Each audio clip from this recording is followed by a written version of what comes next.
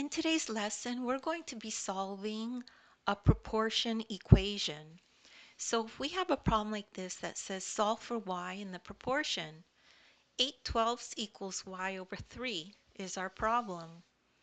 So to solve for a variable, use inverse operations to undo the operations in the equation. So what does that mean?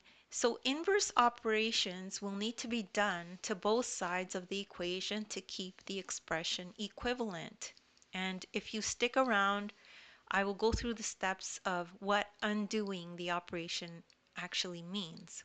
Okay, and what you undo, you have to do to both sides of the equation to make sure it stays the same. So here we could see y is being divided by 3, y over 3. So to undo this, multiply both sides by 3. The inverse operation of division is multiplication. So let's multiply both sides of this whole equation by 3. So we have 8 over 12 times 3 equals y over 3 times 3. Well, the 3's cancel out. You have a 3 on the top and a 3 on the bottom, so they cancel out. So we're left with, when you multiply this out, 24 over 12 equals y. Y is now isolated and we can simplify. See how y is on its own now? So now we can simplify this part, 24 over 12.